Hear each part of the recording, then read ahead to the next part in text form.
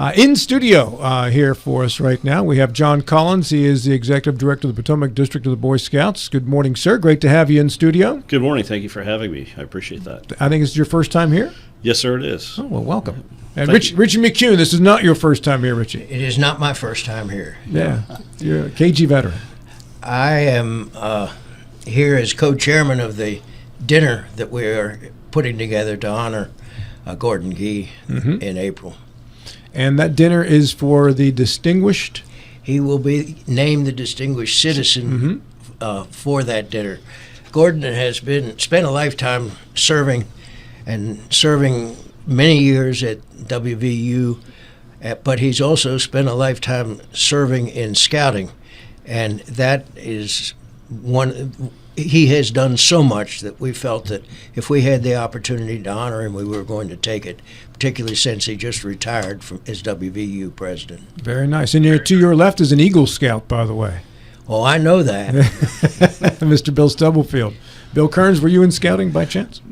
Just Boy Scouts early on, but didn't stay it long. All right. Dr. Gordan Gee joins us via telephone. Good morning, sir. Great to have you with us. Oh, honored to be here and honored to be with all of you gentlemen. Tell us about your story in scouting, Dr. Gee.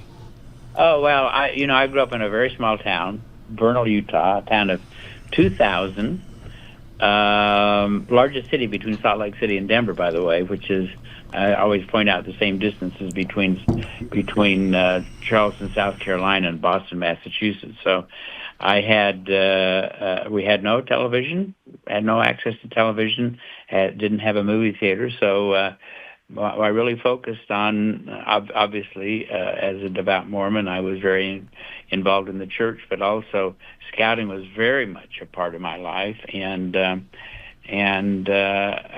really felt that it was one of the great character educations that I ever received. It sounds like your town was a lot like Bill Stubblefield's town growing up. Actually, Dr. Gee, your town was about 3 times the size of my town, but I can. Oh my gosh! There's a lot that we can relate about. There's something magic about being in a little small town. So. Yeah, it certainly is, Admiral, and I was grateful for growing up in this town because the church. Scouting and 4-H were the world in which I lived. Yeah. Well, that doesn't sound like a terrible way to grow up, Dr. King. No, it wasn't. In fact, I think that unfortunately that kind of family-centered effort has been lost so much in this modern world. Where does scouting fit in that scenario, and specifically for you? Scouting is to me is the pathway to really gaining an understanding of the importance of our nation, the importance of freedom and of civic responsibility, but also it's an education. It was determined by a number of folks that an Eagle Scout badge was the equivalent of the first or second year in college, and I can certainly attest to that because it was, for me, it was quite challenging to get some of those badges. I particularly always joke about the fact that I had a terrible time getting my swimming and safety badge. For some reason or other, I just was not very good at it, so I had to practice all summer. And my scoutmaster had the only pool in town, and I'm certain, it was getting cold, and he wanted to shut it down. I'm certain my father paid him extra to keep it open until I got the badge. Dr. Key, were you fortunate enough to go to Philmont as a young Boy Scout? I never went to Philmont. I certainly went to the jamborees. I went to one at Valley Forge and one at Colorado Springs, but I did not go to Philmont. Yeah. I want to ask John and Richie, what are the toughest badges that you've seen in regards to achievement? What are the most challenging ones for the kids? That's a good question. It's going to vary from scout to scout, sure. But many of them today seem to have problems, difficulties finishing their personal fitness or personal management merit badges, just because they take a longer time, and they have to make sure that they're scheduling the time to go, do their exercises and all that, or work on their family budgeting, or work on whatever they're trying to raise money for to purchase. Those seem to be some of the ones that are the last to be done in their trek towards Eagle. But I'm sure there are lots of others that are probably equally as difficult depending on the situation. Richie, your experience? Well, I think for most of the kids, the personal fitness merit badge is difficult. For my son, it was not. But for me, it was awful, because I told him if he took it, I would do it with him. And that was a real challenge for me.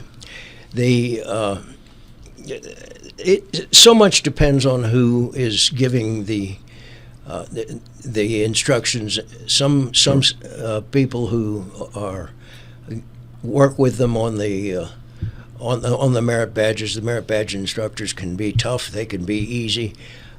It just depends. But the required merit badges, the personal fitness is a challenge, and the one where you have this. What's the other personal one you have to do, John? Personal management.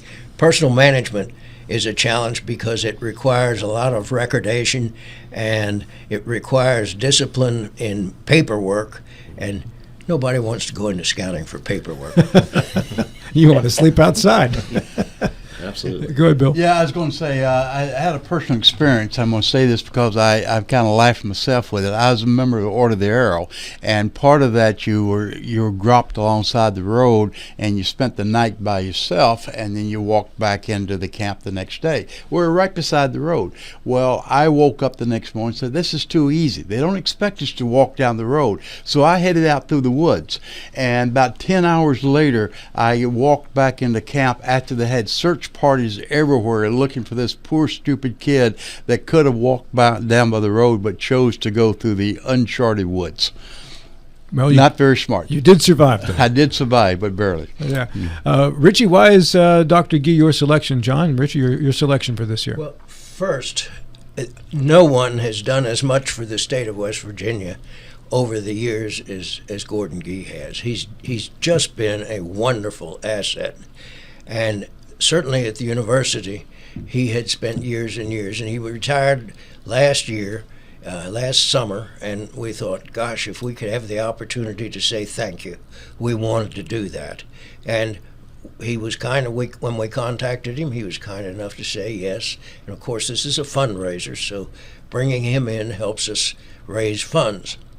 The other thing to be said is, Dr. Gee, I appreciate you filling in the story.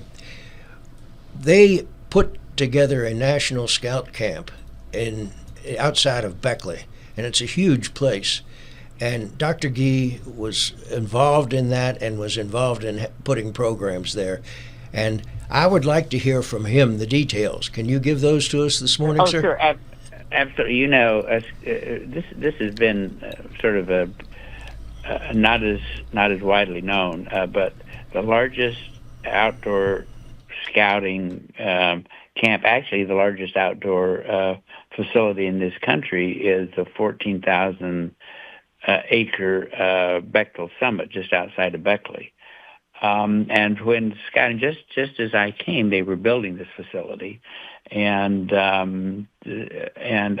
I just decided that the university really needed to be their partner, and so we have really worked diligently as an institution. We provide the health care for, and by the way, this is where all of the jamborees, there have been 2 jamborees there, and a third one is coming up this coming summer.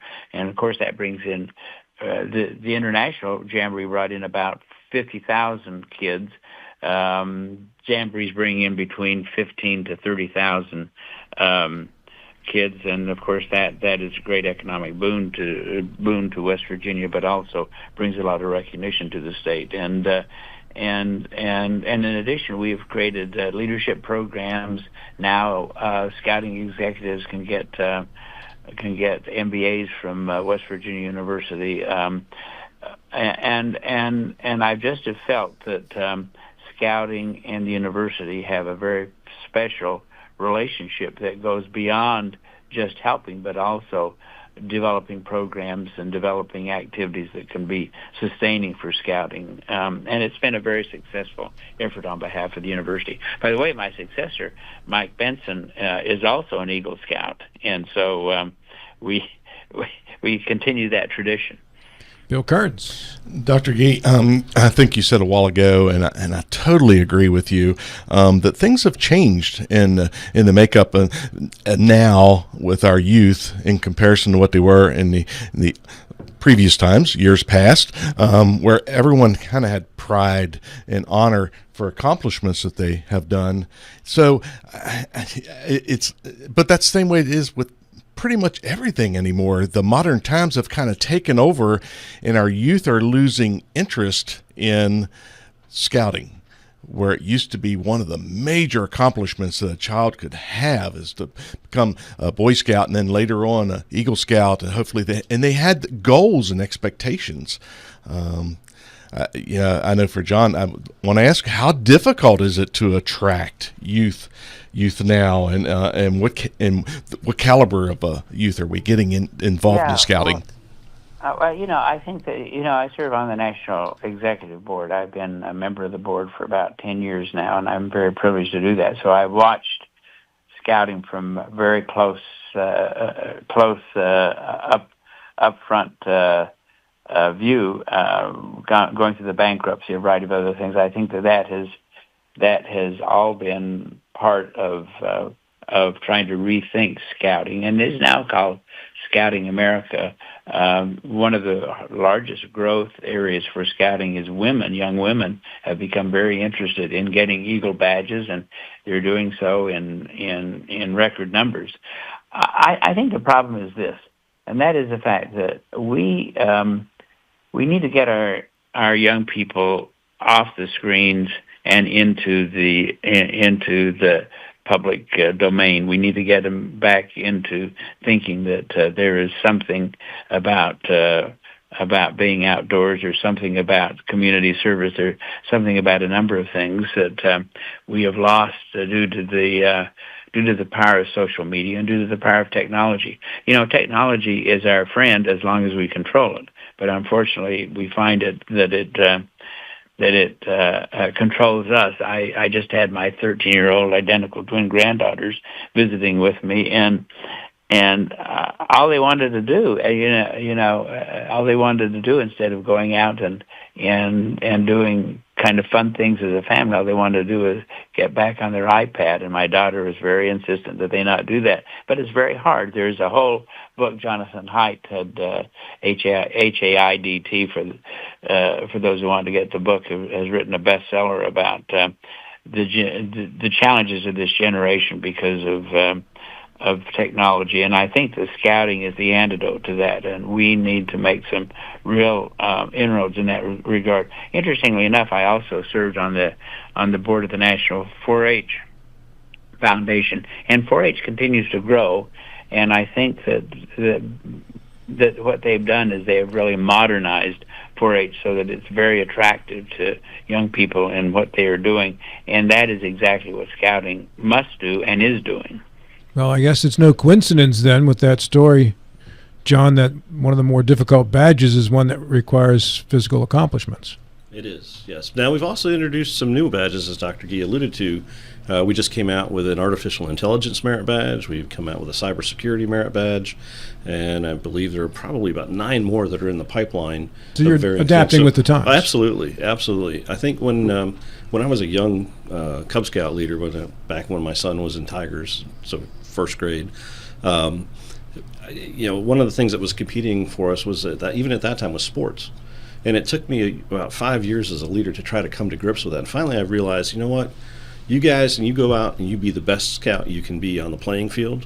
We'll be here. We'll keep you involved. We'll keep you in the loop. We'll give you, let you know what's going on with the unit.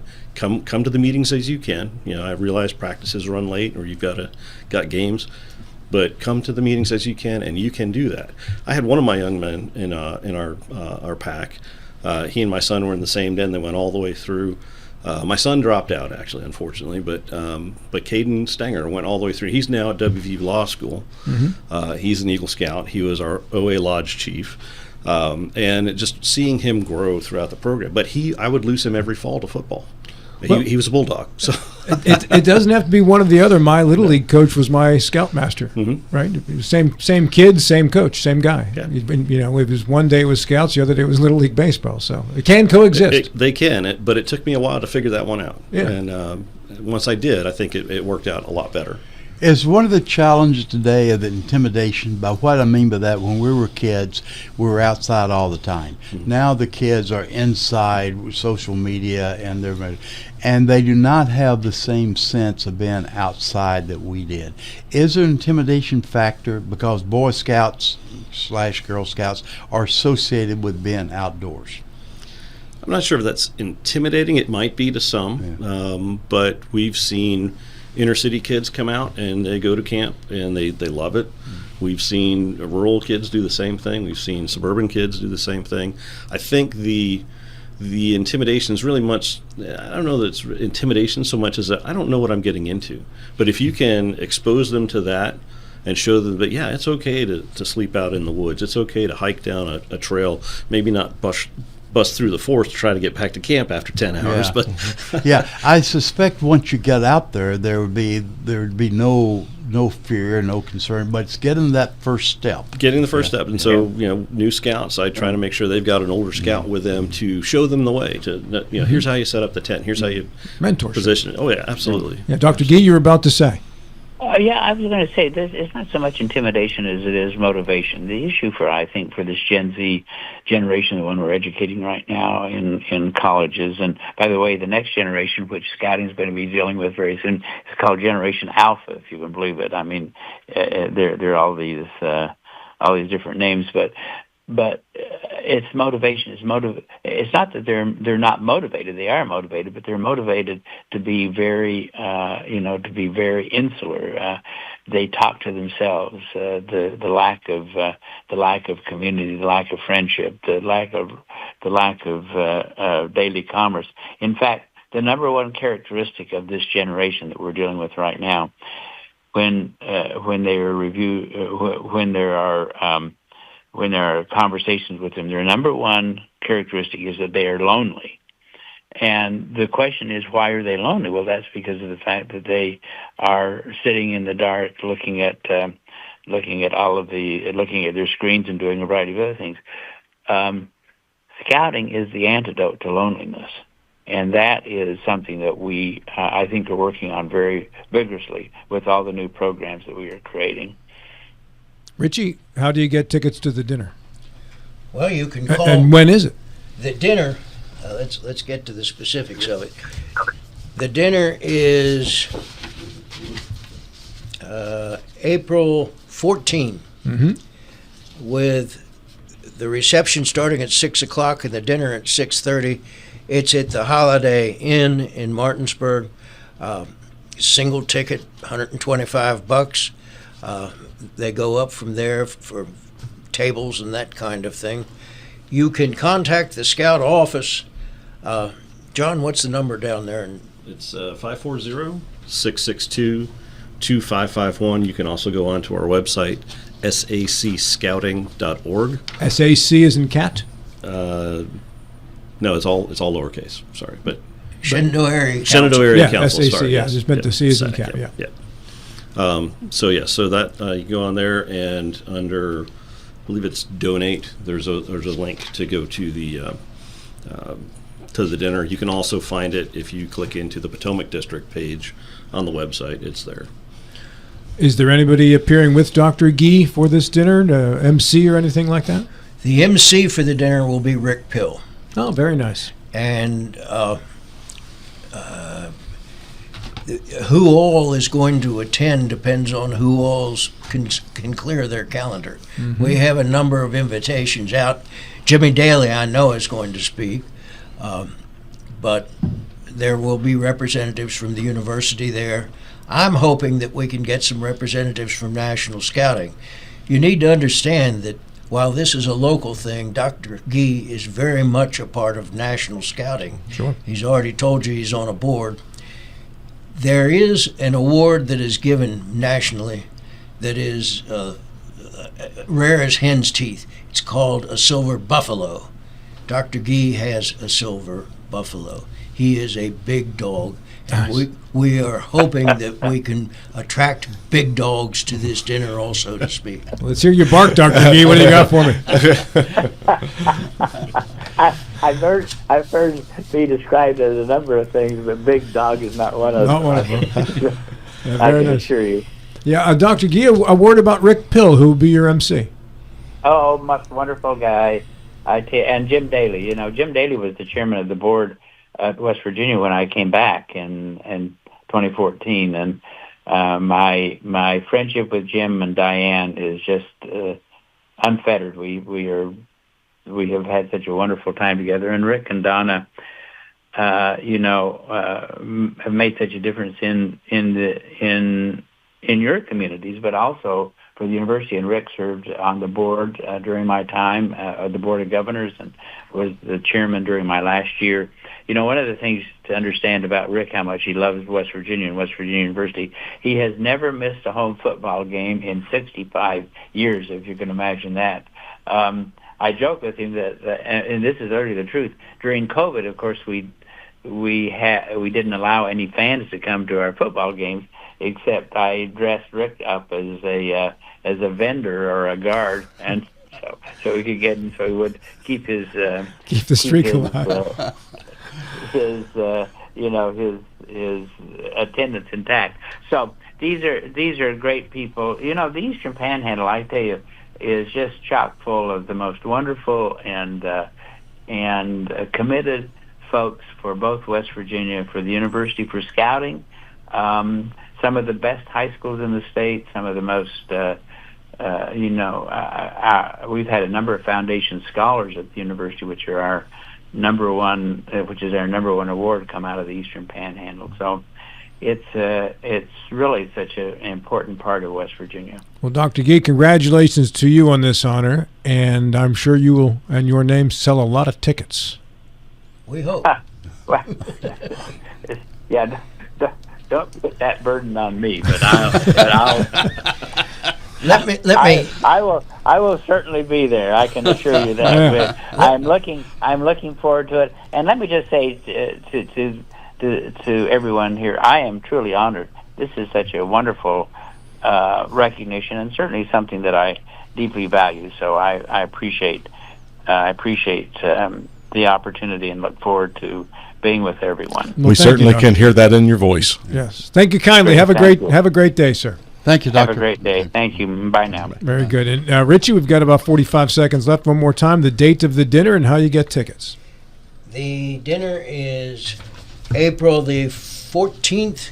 This is at the Holiday Inn? It's the Holiday Inn, and you can get the tickets through the Shenandoah Area Council, or you can get tickets direct from me at 304-671-5323, or from Eric Stinger.